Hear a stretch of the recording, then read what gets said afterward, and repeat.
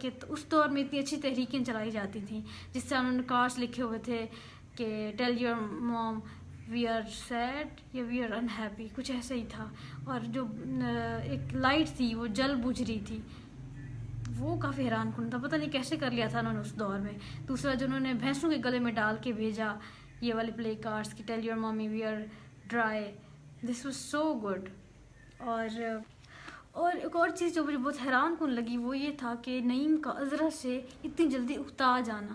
ٹھیک ہے اتنی جلدی ان کی شادی کو کافی سال گزر رہے ہیں اور وہ کافی عجیب سی چیزیں سوچنے لگا عذرا کے بارے میں. That is the same woman he had loved so desperately.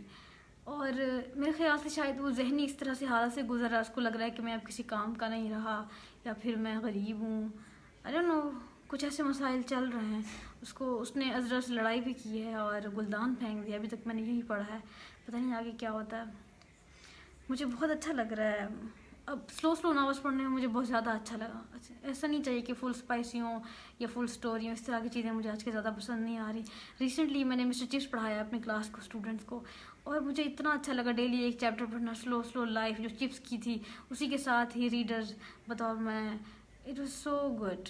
I literally love this. تو اس میں بھی اچھا ہی لگ رہا ہے مجھے نعیم کا، کبھی ادھر جانا کبھی کس شہر میں. اب پھر جب سیاسی تحریک شروع ہوئی ہے تو تھوڑا سا انٹرسٹ میرا لوز ہو گیا اور بوریت سی ہو رہی ہے، کیونکہ جو پہلے کی کہانی بتا رہے تھے نعیم کی اپنی پرسنل ذاتی کہانی، اس میں مجھے زیادہ انٹرسٹ تھا. اور دوسری بات کی اردو زبان ہے اپنی، تو اس میں ہمیں دکھ بھی زیادہ محسوس ہوتا ہے. جب وہ کسانوں کا دکھ لکھا جاتا ہے کہ جاگیرداروں کے ساتھ کیسا سلوک کرتے تھے، اور جس طرح احمد دین کے ساتھ جو منشی تھا اس نے اس کو بیل بنا دیا، اس کے منہ میں چارہ ٹھونس رہے ہیں، اس بیچارے بزرگ کو نیچے گرایا ہوا ہے. بڑی تکلیف ہوئی مجھے اس طرح کی چیزیں پڑھ کے.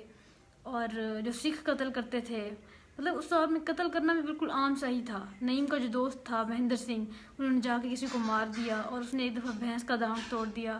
یہ چیز بڑی میرے تکلیف دہ تھی، کسی جانور کو نقصان پہنچانا. جانور تو کیا ہوا تو وہاں انسان کو بھی نہیں دیکھ رہے تھے. اور جو گاؤں کی ڈپکشن کی گئی ہے دیٹ واز سو بیوٹیفل.